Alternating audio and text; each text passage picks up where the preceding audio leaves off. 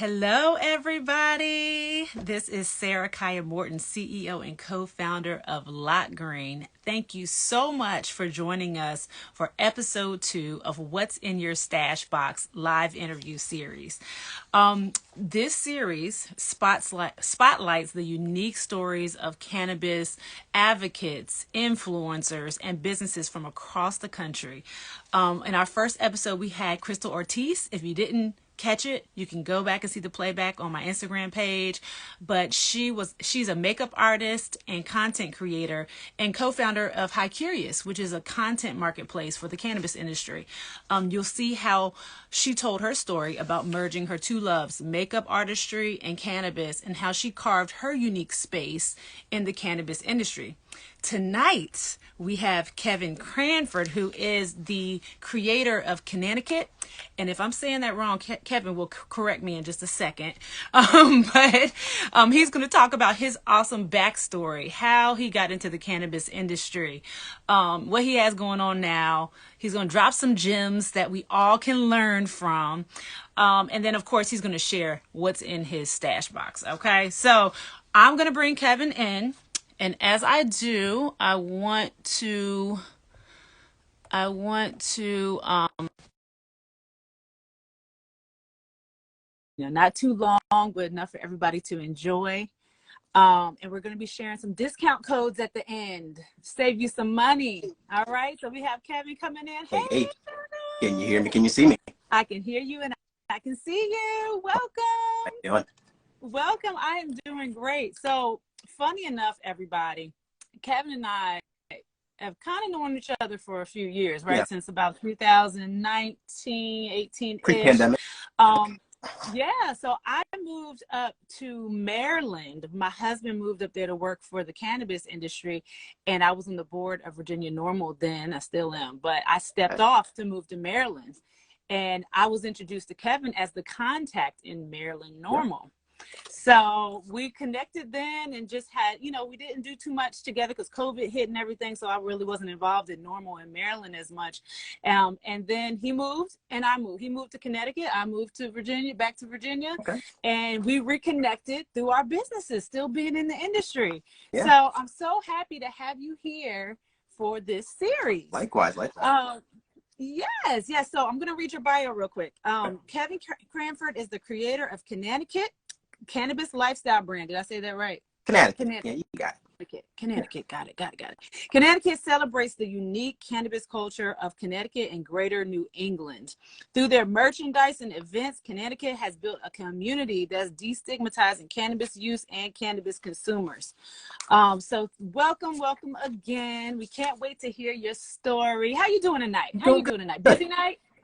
Always a busy night. Always, right? Got some time for you. Yeah.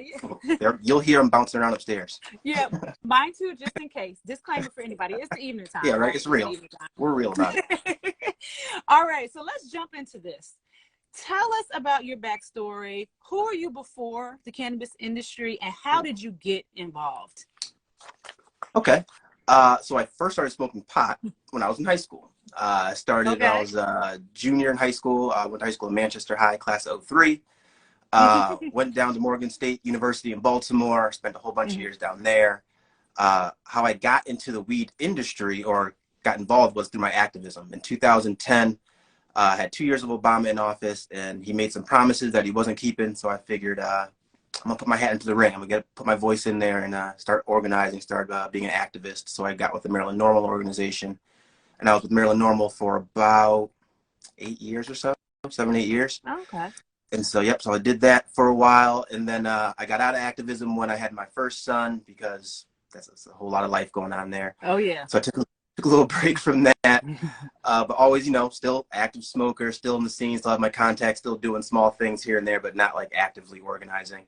And then in 2021, middle of the pandemic, me and my wife figured we were moving back to Connecticut, and Connecticut was born when I moved back here. And then we have legalization here, so it just worked out. When did legalization happen in Connecticut? July of 2021. Okay, yeah, I thought it was the exact same time when it happened in Virginia. Yep. Yeah. So when you moved back to Connecticut, did you anticipate starting this business, or did it just you got there and was like, hey, I think I need to do this? So the brainchild happened when I was living in Maryland. Maryland, if you know, they love their flag. They wrap it around themselves. Oh, in yeah. socks, underwear, hats, T-shirts, It's any kind kind of of thing. weird. It's kind of weird. It's Sorry, a cult. Marylanders. I used to be you. I'm just saying, it's kind of Yeah, weird. I was there for a long time, but then like you start getting it's like, okay, cool. I'm from Maryland, whatever. This is my flag, whatever. So this having being around that for so many years and moving back to Connecticut, like Connecticut doesn't have that. We don't have necessarily a state swag or a state pride. So that was a void that I thought that Connecticut could fill, and then tie that in with the pride of growing your own weed, of smoking local and stuff like that. And I figure those can go hand in hand and give Connecticut some pride, you know? Yeah. So what is y'all's law with home grow? Because you said growing your own and that pride. What's y'all's law? Technically, you cannot home grow yet. I believe it happens this year, 2023 at some point. But yeah, currently no.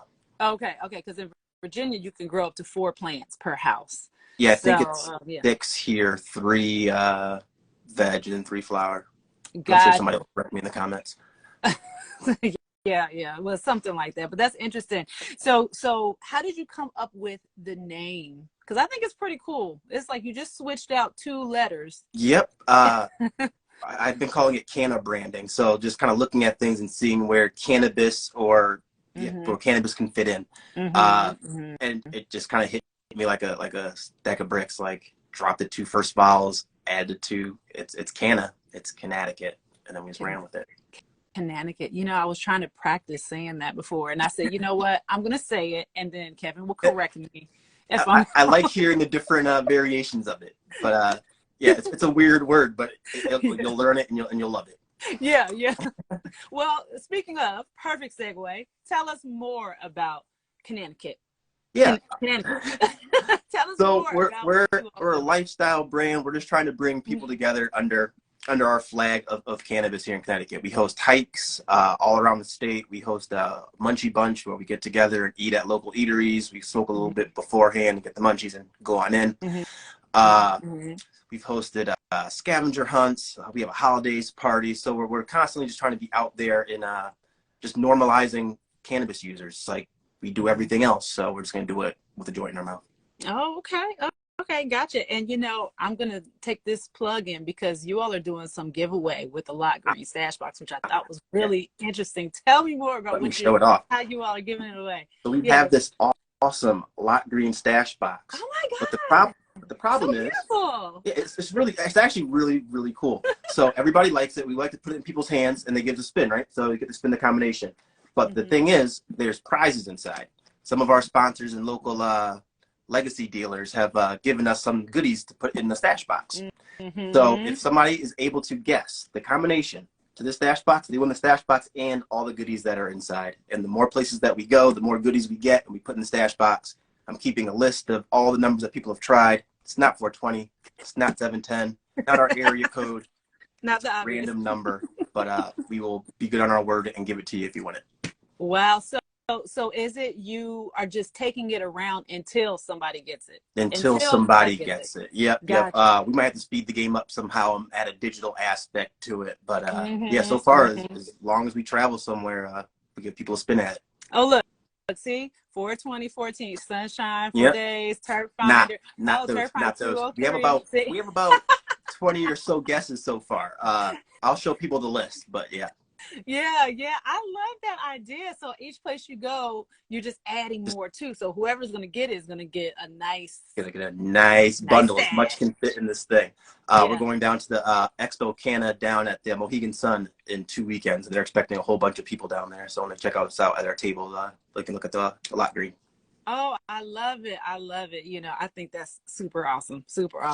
Now we're talking about stash boxes and LOCKGREEN stash boxes, but you had a really interesting idea about stashing. I think even way before you even heard about LOCKGREEN, but just celebrating how people stash, which is what we do at LOCKGREEN. We give people a way to safely, securely stash. But tell us a little bit about your what is it called? Share your stash story. So I had a little IG page that I was doing back in my activism days. So like every 420-ish around that season, I would always ask my friends, send me pictures of your stash box. Let me see how you're hiding your weed, how you're keeping it, what you got in there. the things you collect with it, they all have different stories. Some people's grandmother's box, some people's father gave them this, some people's brother. Like, it just always has some kind of sentimental value to it, and I loved it. I loved just watching it and just kind of learning the culture of weed. So I got my friends do that for about 3 or 4 years, and they're sending me stashes, and every now and then I dust it off and see if people send me some more stuff. But we have close to maybe 50 stashes on there. Oh, share your stash on IG. I think that's so cool. You know, I love how the stash cannabis culture is like flowing into all things. Like, you know, there are those sunglasses that have the stash in the side. I wish I knew the name because I'd give a shout out or something, but they, you know, I'm not affiliated with them at all, but I just think it's a cool idea. Yeah. And then I see in sneakers, like there's a sneaker store I bring my sons to. It's like little stash pockets in there. Anywhere to hide the joint, right? Anywhere to hide it, right? And all kinds of little interesting, you know, ways to stash your stash. Thinking about, like, it's been illegal for so long, people have had to hide it. People got kids, people got to keep it somewhere. But because of this, you got it locked up. You can just pretty much put it anywhere. There you are. And that's the thing. It's like, it's just been so, you know, before legalization, people couldn't talk about it, or, you know, you had to hide it from everybody. Now people are talking about it more, but there still is a stigma. Yeah. There still is a need to normalize. And I like how you got involved in advocacy to do that yourself. Right. To do that yourself. And, you know, you're in college, you were in college, and you have a grad degree, which I think is amazing. I think from the professional level, being able to speak intelligently about cannabis issues, and, you know, that's so respectable, especially in those spaces where there's still what's the word? There's still like pigeonholing cannabis users, right? You know, we're the lazy couch potatoes that are not productive citizens. Oh no, that's not the case. Yeah. You know, people like you have 2 degrees. You're a professional. You have all these things. You're a business owner. Right. You hike. Yeah, it's amazing. So before my current job, I was doing something totally different. I was kind of hiding my cannabis use, but still doing my activism on the side. Like, if my employer were to Google me, they'd see what I was doing on the side. But because, like you said, like, talking about it. Yeah, I handled my job. I came into work on time, never late, never smelled like pot. Like, I was very professional. They'd have to, like, dig into my life to figure out what I was doing. But I think I carry myself in a way that it speaks for itself. Kevin does his work, but Kevin also smokes pot. Yeah, there you are. You know, if your performance speaks for itself, and then they find out, it's like, oh, well, this person who's such a professional, who's achieved so much, is a cannabis consumer? Huh.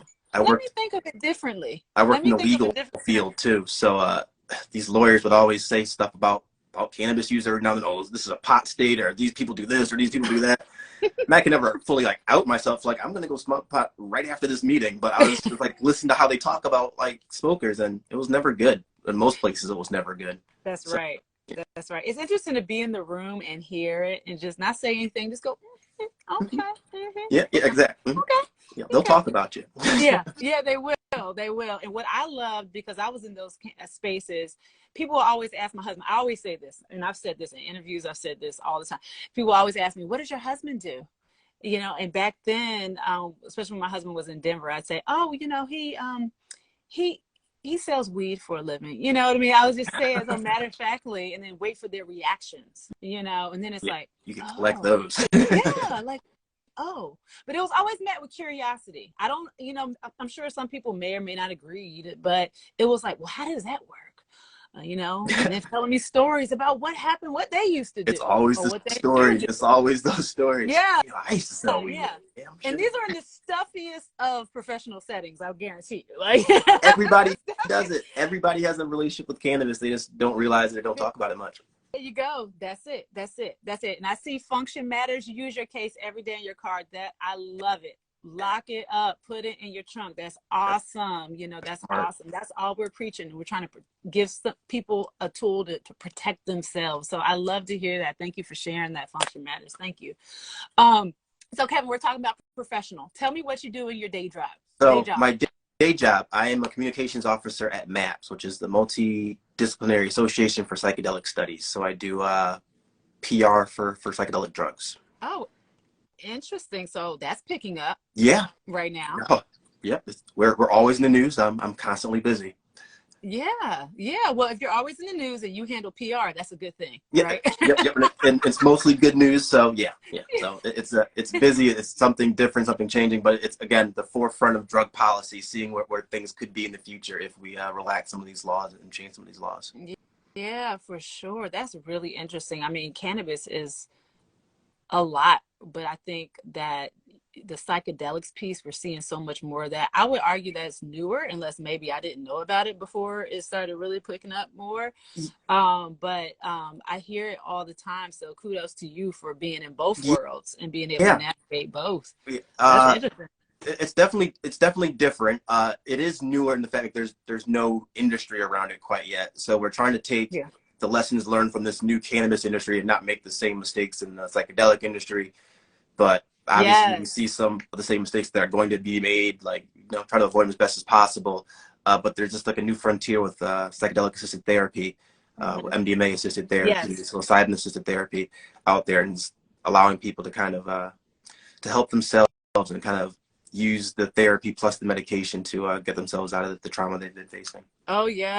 Yes, yeah, I see East Coast Canna Venture. Yes, you do. You talk about you spread the knowledge regularly. He works in one of the grow depots that sells our stash boxes, and he's always talking so much great stuff about us and posting about us. So thank you so much. And microdosing is showing positive effects. That's what I'm reading. That's what I'm saying.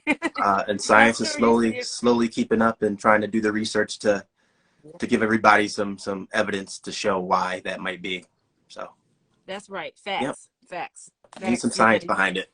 That science behind it. That's it. Yes. Okay. So, we talked about normalizing and speaking about it in the industry, being in all different states with people willing to talk about it, maybe not willing to talk about it. But with the current state of the industry, it's like in a flux. It's legal in some states, it's not in others, or various levels. It's federally illegal. Legal states are different. We can post about some things on Instagram. We can't, there's all these dichotomies of this world that we live in cannabis, which makes it difficult in many levels for us as business owners, right? Banking, insurance, all these different things like have challenges that other industries don't have. So with all these things, what impact do you personally want to have on the cannabis industry? This first thing that comes to mind is destigmatizing and this normalizing. If I can just be, oh wow, normal Kev smokes weed, then maybe that can open the door for other people to say that they smoke weed, or just, again, talk about their relationship with cannabis. Even just owning a cannabis lifestyle brand. Just the word cannabis and cannabis lifestyle brand has flagged us for stuff. We don't grow weed. We don't sell weed. We smoke weed. That's all we do. And we have a flag and some stuff that has like weed on it. But even that will get us buzzed and flagged for stuff. And it's like, that's right. It's really kind of showing, like you said, we're in a legal state. Every state around us is legalized. So I'm not sure what they're trying to protect us from and from who. And it's so annoying. It really is. I feel bad for a lot of the folks who who are doing stuff that actually touch the plant, because I know they get flagged. Oh yeah. Absolutely. Like the actual dispensaries or the growers, we see them all the time on social media, but they also get taken down all the time. They got 7 backup pages. So like, right. You know what? I'm going to take this opportunity. That's why I always encourage people to join our email list, our LOCKGREEN VIP. Not only are we, that gives you a discount when you join us, but it also keeps you in contact, keeps you abreast of what we have going on at LOCKGREEN, special sales, product launches. But in addition to all of that, we have a connection to our community outside of social media, because if social media goes crazy on us, goes down, or goes down, or kicks us off for violating something, which we try our best not to do, we at least have a connection to our community. So please go to the link in our bio and join LOCKGREEN VIP so we can always stay connected. Yes, yes, because it's crazy out there. So we are at 6:20. Many of the folks in my community are a part of the cannabis industry, interested in getting involved in the cannabis industry, or just curious and love to stay connected. So one important part of this live interview series that I want to make sure that I always have our guests drop a gem, something that you've learned through your time in the cannabis industry that you can share with someone else who's interested in getting involved in being a business, with the ancillary or plant touching. What have you learned that you can share with us? Please drop your gem for us.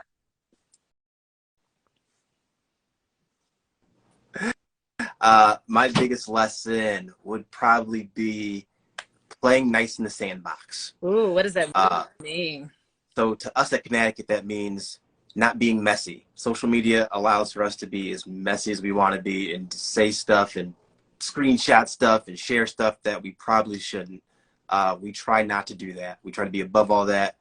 We're a receptacle of all knowledge. We'll take the gossip, don't get me wrong. We try not to spread it. We try to, act on it when you need to act on it, but play nice in the sandbox. A whole bunch of different characters out here with a whole bunch of different interests that a lot of them don't align with ours, but just if they don't align with us, just be cool with them and just leave folks alone. Yeah, because even though I think we're all in the cannabis industry pushing to move forward with legalization and normalization and all types of things, there are factions within the cannabis industry that go at each other all the time. Hard, yeah, and I don't got time for that. I got a daytime job. I got kids. Yes. Meet me at the cipher. That's cool. All the other BS and the drama, I don't got time for that. And so I really just try to promote that. Like, I don't want to hear it. I'm not going to share it. So yes, I love that. Play nice in the sandbox. I love it. I love it. I love it. I love it. So before we jump into what's in your stash box, Kevin, please share how people can connect with you. Yeah. You can go to cannacticut.com, cannacticut.com, at Connecticut. We have Twitter. We got TikTok now. I'm trying to learn how to use. Facebook. We have Hype coming up next month. We have Expo Canna coming up at the end of the month. So yeah, we're always around. We're trying to be more in person than digital. So catch out. So look out for us. Connecting with the people. Yes, love it, love it. Okay, awesome. So stay tuned. After Kevin shares what's in his stash box, we're going to give some discount codes for both LOCKGREEN and Connecticut. Yeah, so you can save some money, support the small businesses, support the cannabis industry, all that good stuff. Okay, so and real quick, I'm looking through comments. East Coast, you can't show you my growth, but I can teach others the benefits. You know what? Anybody in Virginia who wants to learn about that, connect with East Coast Cannaventure. On IG, you have it right there. Connect, because he's a great teacher and he can definitely show you how to do that. Did I miss anything else? I'm sorry if I'm missing comments because I'm talking. This has been such a good conversation. All right, Kevin. So show us what's in your LOCKGREEN stash. Let's get it. I had to get the big one because I have a Canna collection. Well, I love this part because there's so many different products out there that we don't know about. So just hearing about what's in your stash box and others is pretty interesting. Yeah. So first, I keep all my gummies up here. I have some gummies from my man who made the CT Cannabis Consultant. I got some a CBG pre-roll here from my friend the CBG Gurus. I got a couple joints from my man at Wawa Canna out in Connecticut. So that's like my first level. I got some grabba in there before I want to spice up my joints. Oh yeah. Joint scissors. Always need some scissors. Yep. Got your tools. And then it's just like goodies. Where do you keep your tools? Where do you keep your scissors? Do you use the elastic or do you put it in the pocket? Yeah, I use the elastic up top. There you go. I love it. Yes. It keeps it so it doesn't move. It's right there. I don't want it flopping around there. Exactly. That's right. Exactly. Right. Hold on, I might have to tilt the camera here and get into it. All right. Can you see me now? Yes, I can see it. All right. So I keep my little rolling tray in here. I found this at the dollar store and I just love it. It's perfectly on my lap. Perfect. Yeah. All right. Lighter, obviously. Yep. Got my man from Better Ways, Duncan, hooked me up with some caramel vanilla drops with some tinctures. Ooh, I have a Bearded Woods dugout. I'd like to take that with me on my walks. Yeah. Got some keef in here. Got a grinder, obviously. These are freaking lovely. I hate like celebrity weed. I usually don't talk about celebrities and stuff they hawk. But Houseplant from Seth Rogen, his papers, they are the slowest burning papers I've ever had. Really? And they're like Houseplant. they're really nice. All my weed jars are empty because I'm taking a tolerance break currently. You're taking a what? A tolerance break. And airing myself out, and hopefully 420 I can get stupid high again. Let's see. An Altoid tin I've had since, I might even have the date on it. It's like 2006. Old as hell, but I just can't get rid of it. But what do you keep New in Altoid tin. Oh, you man. Just keep little stuff in it? Yep. More tools. Yeah. What's in here? Some Maryland flag again with the weed leaf on it. Toothbrush to like dust off stuff. Blunt opener. I don't even smoke blunts anymore. Yeah. Oh, not often. What else? OTS got me some cartridges. I keep my stems, even though I don't do anything with them ever. Like I should. So you just like let it build up and then somebody's like, make tea out of it. I never do. Yeah, or butter or cook it. I should never do. Got some glass. I got this years ago. I got this one because I thought I lost this one in a move. And then I found this one years later in a boot. And so now I have two. It's safe there probably. Yep. It's safe there for like years. And that is my hodgepodge of weed shit. Yes, you know, all those Connecticut brands I see you representing. Trying to. Again, as I travel and meet folks always want to trade and barter, and that's really cool about being part of this community. That's right. It is a very loving community. The cannabis community is for sure. Yes. Awesome. Yes. Well, thank you for sharing what was in your stash box. Of course. Yes, so we are getting ready to close out, but I do want to share our discount code. So because you joined us today, Kevin does have his own personal code that will save you 10% off your LOCKGREEN order, and that is LOCKGREEN CT. And that's LOCKGREEN CT. Lock it up CT. Oh, lock it up CT. Lock it up CT. You know what? T is for yours. I'm mixing them up. Thank you. Okay, so 10% off your LOCKGREEN order. Use Kevin's code. Lock it up CT. Lock it up CT. Okay. And then Connecticut has a code as well. Kevin, tell us about that. Yep. On Connecticut.com, if anybody uses the code LOCKGREEN CT, you'll get 10% off on any purchase today and tomorrow. Boom. Today and tomorrow, boom, go use your codes or save money, support the family. Also, I want to say, if you're not following LOCKGREEN already, please follow us. You have our Instagram because you're here. We're on Facebook, we're on YouTube, and we're also on LinkedIn. So please connect with us. If you have any questions, shoot them over to me. I love connecting with our community. Stay tuned for our next What's in Your Stash Box, which will be in 2 weeks. But as for today, Kevin, you are awesome. Your backstory is awesome. It's inspirational, motivational. And I thank you for taking your time with us tonight to share your story. Thank you, everybody, for joining us. And the replay will be available soon as well. Awesome. Thank you, Kevin. Have a great night. Everybody have a great night.